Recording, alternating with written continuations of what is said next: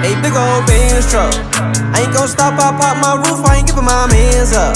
And I ain't getting shot by cops that shoot no little handguns. Big old Benz, big old Benz truck. Big old Benz, a big old Benz truck. I ain't gon' stop, I pop my roof, I ain't giving my mans up. And I ain't getting shot by cops that shoot no little. As some of you may or may not know from watching previous episodes, the free Ballin segment is intended for me to give a full, thought-out opinion on, good or bad. I try to be positive, and I'm going to have more positive sections, I assure you. But in today's free Ballin segments, I've got two topics that I feel like I need to address because a 60-second TikTok or a couple tweets is just not going to do it. So I'm going to dive in I'm going to take a deep dive into all the dirty details, all the quotes, all the sources, and I'm going to fill you in on my full take and my full stance on two people. One, number one NFL prospect, Caleb Williams. And two, once again, we're back at Calipari. And who isn't? But those are the two topics on today's free Ballin segments.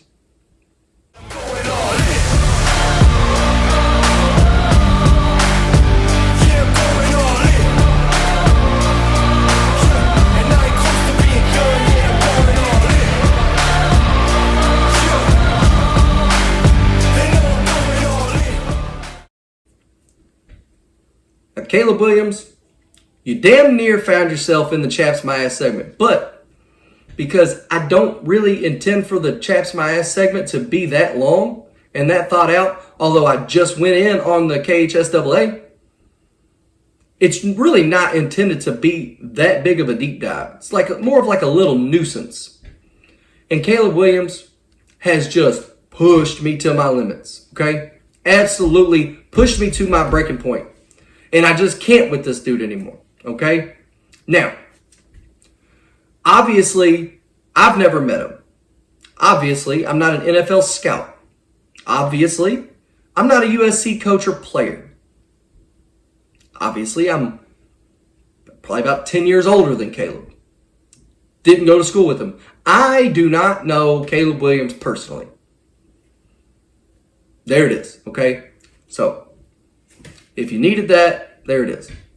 But what I do know, okay, is that he is among the few players who truly believe that they are above the game. They have zero respect for the game, for the professional football players that came before him, for his teammates and other competitors at the NCAA level. And I'm going to give you examples of why all of that shit is true. Now, if you listen to different reports and things on the internet, there have been a lot of rumors and questions that have come out in regards to Caleb Williams' character, and for good reason. And a lot of people have come to bat for him. A lot of people have, from his camp, or maybe just people that he's affiliated with, more in passing. I don't know how deep the relationship is with the people that are coming out and defending him. But what I do know is the 8 examples that I'm going to give you, and I'm going to give you a historical timeline of only things that have happened since September 8th of 2023. Okay? This is only things that have occurred over the last college football season and leading up to the draft. Okay? And they are also examples on why I believe that Caleb Williams truly believes that he is above the sport of football. He's above the NFL. He's above the other players coming into the draft with him. And he's entitled to do and say whatever the hell he wants. And to every single college athlete out there, this is a prime example of how not to handle your college career. Humility is one of the most attractive things one of the most attractive personality traits that a person can have. I don't see anything here. Okay, being a good teammate and a good leader and selfless. Those are also very, very attractive personality traits to have, especially for recruiters and for NFL scouts. It's not all about how far you can throw it or how smart you are, how well you can read a defense. The type of person that you are goes a hell of a lot further than any of that. Those intangibles that can't be tracked statistically with numbers, those intangibles are the most important part of a person that dictates whether they will or will not have success at the next level. And that's not coming from me. That's coming from multiple former professional athletes who say what separates the good from the great is in here and in here. Caleb Williams can throw the ball. He can play quarterback. That's not what this shit is about. So let's get to it.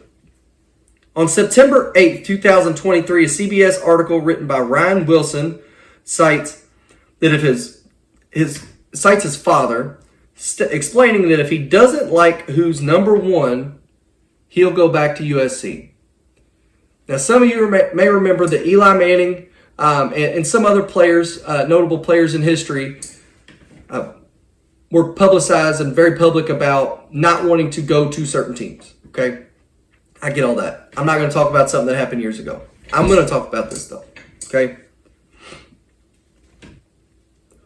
What I do understand is that the situation of the success of an NFL prospect greatly depends on the situation that they're drafted into. Okay, that's obvious. I get that. But at the same time, we're talking about joining the most rare fraternity in all of sports. Every single kid across America that's ever strapped up, put a helmet on, put their body on the line for their teammates, played tag football in the backyard with their buddies, they have all had literal dreams and have played in their backyard the last 10 seconds of the Super Bowl. Like, every kid's dream is to grow up and be drafted by an NFL team. Doesn't matter what team you grew up a fan of or what team you think is going to suit you best. If a literal, real-life NFL team calls you and presents you with that opportunity, and you have the audacity to slap them in the face for literally presenting you with what you've been dreaming about your entire life, and you have the audacity to look at them and tell them they aren't good enough, that says a hell of a lot about you. Okay? I grew up a Falcons fan. I was never like the Jets, where if anybody asked me who my least favorite team was, I really didn't have a reason, but I always just said the Jets. If the Jets were to call me till this day, of course I'd play 2 plays and snap my spinal cord, and the concussion would be the least worry.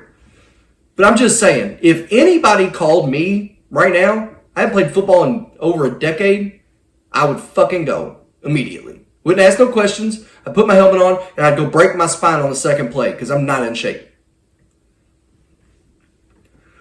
And what happens is when you win a Heisman Trophy and you have all this success in college, it should give you confidence, not cockiness, okay? And your father shouldn't even be out there like, this made you look bad. Like, if my dad did this shit, I'd be having a real serious, like, we'd have a real serious conversation. Because there's a lot of NFL scouts that would be turned off by this shit. Next, on October 12th, I believe this was the first time that it was noticed that he's painting his nails. I really don't care, okay? I don't care. And according to him, he paints his nails to honor his mother. That's all fine and good too. And I respect it. I do. But are there not other ways to honor your mother? Maybe a pink wristband. You know, guys in the NFL locker room, hate to break the news to you. You can call it homophobic or whatever you want. I'm not getting into that. This isn't one of those shows. I'm not even going to address that. Call it what you want. But the guys in the NFL locker room, they're grown-ass men. They don't want to see that shit. Okay? The quarterback position, most of all, is the top of the hierarchy out of all the positions in an NFL locker room. Every single person in that locker room has to not only respect, but they have to look up to the quarterback as if they have all the answers. And when the shit hits the fan and the plot thickens and it's a do or die moment, that man is going to be the man to pick everybody up, make everybody else around them better, and take them to where they couldn't get themselves. That man should be able to hold the entire rosters on his back, and that whole roster has to be able to look up to him for that leadership and be inspired by that man and believe in that man. He's got to be the man of all men, is what I'm getting at. And guys in an NFL locker room, grown-ass men, I know for a fact that, because I listen to a number of podcasts of people talking about this shit, former NFL players, current NFL players, if their starting quarterback has pink fingernails, respect to his mother, respect to him, but they're not buying into that shit is what I'm getting at, okay? As a GM, you are obligated to look at everything. When you're about to make somebody the number 1 overall draft pick and give them the highest guaranteed contract out of all the rookies, okay? The GM has got to ask himself, not only is this guy good enough, but is he the type of leader that can demand the locker room buys in and does their job and lead grown men to greatness? They have to ask themselves that. This is a question mark, not from me. I don't care. I'm not in the locker room. But this is a serious question mark the GM has to ask himself. On October 18th, Mike Florio of Pro Football Talk said that Williams wants partial ownership of the NFL team that drafts him. And his dad was also involved in this. What the actual fuck? Tom Brady, Peyton Manning, Aaron Rodgers, Joe Montana, Marshall Faulk, Ray Lewis, Teddy Bruschi, Joe Thomas, all these guys, all these all-time greats, never, ever had anything like that. Matter of fact, you can't. It's illegal. It's against NFL, some sort of NFL rule. Because actually when Tom Brady went to Tampa Bay, he inquired about it. They got shut down immediately. Same thing with Aaron Rodgers. But when Aaron Rodgers went to the Jets, not when Aaron Rodgers or Tom Brady were being drafted. That's the difference. To even ask for something like that, coming from Aaron Rodgers or Tom Brady, to me, come on, dog.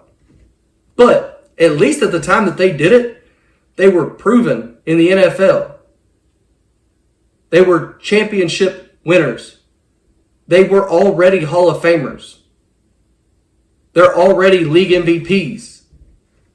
They have already broken statistics and done everything for the NFL. They've been the face of the NFL. They've made the NFL millions and millions of dollars because of their name, image, and likeness. Fans literally buying jerseys and going to the games just to see them play. That's when they did it. Caleb Williams thinks that coming out of USC after a shit season, he thought this was a good time to do that. Your guaranteed contract as a rookie isn't good enough, son? The ability for you to work and bust your ass to lead a locker room and eventually earn a veteran deal, which, by the way, quarterbacks now are signing $50+ million contracts per year. The opportunity, nothing's given and guaranteed. You are going to have a hell of a rookie contract. No matter who drafts you. First, second, third, fourth, fifth, doesn't matter. You're going to have you're going to be rich in a few days. You're going to be rich, okay? But you're going to have the opportunity to actually go and prove it. Look at CJ Stroud. Look at what he's doing. He's probably already earned a $50 million contract, and that was just his first year. He's got 2 more left on his rookie deal. But he took advantage of his opportunity. You're asking for the world, and you ain't done jack shit on an NFL field. Don't even know if you'll start. And if you are drafted by the Bears and they decide to keep Justin Fields, who's to say you can even beat him out for a starting spot? And you want to be an owner? Get the fuck out of here, man. That shit's so disrespectful to every forefather and every great that ever came before you. Have some damn respect. The audacity of these kids. See, this is what the NIL shit does. This is exactly what the NIL shit does to kids. A lot of people already feel entitled. This should never come out of a 20-something-year-old kid talking to the GM of an NFL franchise. This should never come out of their mouth. The fact that this was ever even a thought in his head is enough for me to pass. Be a hard pass, son. Good luck. And if I was Roger Goodell, shit. He'd be in the USFL or some shit. But anyways, on November 5th, after a loss, he's found up in the stands with some sort of almost looks like a play call sheet his mom's holding on to, and he's found visibly like sobbing, like his body is like shaking, clearly sobbing after a loss. I don't know what he was crying about. And to be honest with you, as a coach, after losses, especially in big games or championships or this and that, which by the way, this wasn't. This was just a normal game. But I have a lot of respect and compassion when your players are vulnerable in front of you and emotional, because you can see how much they care, okay? But damn, man, you don't need to jump up in the stands and hold your mommy, okay? You're a grown-ass man. I know you're still in college, and most of y'all get referred to as college kids, but based on your age, and you're the number 1 draft pick, this is a huge red flag to me about your mental state. Okay? In the NFL, what you're going to have to do is you're going to have to swallow that shit. Okay? You're going to be interviewed immediately probably before you even leave the field. You won't ever make it to mommy. Then you're going to have to go into a locker room full of grown-ass men, talk to them, give some sort of inspirational something about how you take ownership and you will be a part of taking what is clearly wrong and making it better and doing your very best to ensure that nobody in that locker room feels that way again. And then you're going to be asked to go and sit at a press conference. This is where November 5th gets really crazy. Then you're going to be asked to go answer questions about that loss. And if you want to sit up there and cry, again, very, very, very, very sad, that you lost and being emotional. People are going to get that. But what's unacceptable is being asked about it and you literally saying, I just want to go home and cuddle my dogs and watch TV. This is what Caleb Williams said following that same loss. He didn't even sit down. He walked into the press conference. There's 2 USC players already sitting down, taking a post-game interview. Caleb Williams walks in. Something gets said to him. He leans over and bends over the mic and says, I just want to go home and cuddle my puppies and watch TV. Is that what you really want as a GM in your face of your franchise? That's what you want? Let's say you do go to the Bears, okay? And this is just a regular season game. This wasn't a playoff game or anything, so this is the equivalent of week 3. You're at home versus the Lions, and you lose. And he's in the press conference talking about going home and cuddling his puppies with his pink fingernails. Are you going to trust him to lead those men to a winning record after that? Or for them to even respect him at all? These are huge red flags. Next, on December 27th, USC versus number 15 Louisville. This is a bowl game, okay? Now, Caleb Williams, no shocker, opted out of playing in this bowl game. His backup, his name is Miller Moss, or Moss Miller. Sorry if I messed that up. But this man threw 6 touchdowns. Now, to Caleb Williams' credit, he had decent numbers all year long. Statistically, he looks good. And the reason that USC lost a lot of their games were not because of him. It was because the defense was giving up 54 and Caleb Williams and the offense were scoring 52. This whole free balling segment is not about any of his quarterback play. This is about his mentality and his heart and him as a leader. That's what this is about. But what really stuck out to me, other than his backup coming in and throwing 6 touchdowns, essentially doing the same shit that he was doing. So then you got to ask yourself, is it Lane Kiffin in the offense or is it him? That's a serious question. I mean, really, how much of this really was Caleb Williams? Like, are we even drafted him based on his performance level being that much greater than everybody else's? Because his backup came in the first start and did the exact same thing. Actually, he threw more. He tied Caleb Williams' whole career single game touchdown record, 6, in his first attempt in a bowl game against Louisville, who, by the way, Louisville had a top 10 defense all season long, and the backup came in and threw 6 touchdowns on him. But what the biggest red flag about this day was, players on the USC team were overheard chanting, "We are finally a team." Let that sink in.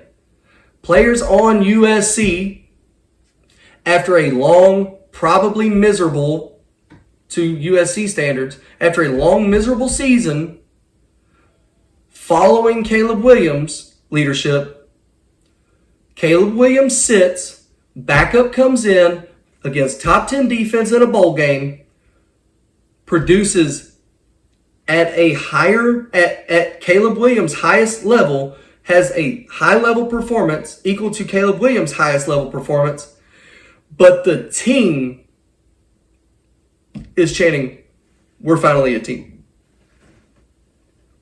That's all I need to know. Right then and there. If I already know the first few things, then I'm done. I'm out. I'm out on him. Okay? This would make him, if I was a GM, I would go through all 7 rounds of the draft, and maybe Caleb Williams could come work out for me. Maybe. Like, privately. And we'll see if, he can end up on the practice squad. Because it's clear-cut obvious, because the other shit that he's doing, that his sole focus is on himself. It was never about USC. It's, what can the NFL give me instead of what can I give the NFL, and what can USC and college football give me and the NIL deals and sponsors and boosters? What can they give Caleb Williams? What can they give me? And not what can Caleb Williams give them? What can Caleb Williams do for the NFL? The mentality's totally flip-flop backwards and up on its head. Next thing, January 10th, an NFL scout, professional NFL scout, his evaluation on Caleb Williams is that he's too inconsistent with his decision-making and his accuracy on the field, and mentally, he is moody and immature. NFL scout. Saying the exact same thing that I'm saying. And that NFL scout got to get a hell of a lot closer than I've ever gotten to Caleb Williams. Doesn't take a genius to put 2 and 2 together from the timeline of events that's taken place over the last college football season. Next thing, March 1st. He declines medical evaluation to all 32 teams and announces that he will not throw at the combine. Now, several Hall of Famers, Super Bowl winners have declined to not throw at the NFL combine. Also, several quarterbacks who are in the Hall of Fame and won Super Bowls have thrown at the combine. That doesn't really say a whole lot, but what that does say typically is that a player is more concerned about hurting their stock The people that go and throw are typically trying to build their stock. Caleb Williams' stock's as high as it could possibly get. He's the projected #1 overall pick, for crying out loud. That's the pinnacle. So he can literally only go down from there. Financially, the difference between being drafted 1 to 5 to 10, it drops pretty quickly, okay? I don't necessarily blame him there, but what's the medical evaluation shit all about? Is there something going on? And this is like, I'm just asking, I'm not even going to speculate on this. Now, he did come out afterwards and say, I didn't decline medical evaluation, period. I'm just not going to do it for the 32 teams. Now, if a team calls me and is going to draft me, or they're moving up to draft me, or they call me into their office, if he's drafted, basically, he'll let that team do a medical evaluation, but he doesn't want his shit on record for everybody. But why? You're the #1 overall draft prospect. You are in peak physical condition, assumedly. What's there to hide? Furthermore, if one of those other 31 teams that's not the Chicago Bears is considering moving up to get you, and maybe that's the last box for them to check off before they give up the fucking world to move up in the draft to get you, maybe that's the last thing that they were waiting on. I don't know. Again, just, I'm speculating on that. But who's to say what opportunity you're depriving yourself of? And if you and Daddy think that the Chicago Bears isn't going to be the right fit or the right situation for you, because I talked about it before, a lot of these rookies, they go into bad cultures for bad organizations in the NFL, and they get forced to the flames, and they fizzle out way quicker than they should because they're expected to perform as a rookie instead of being able to sit for a while and learn how to be a pro. I get all that. But maybe if you and Daddy don't like the Chicago Bears, because that was reported months ago, now you're saying you love to be drafted by them.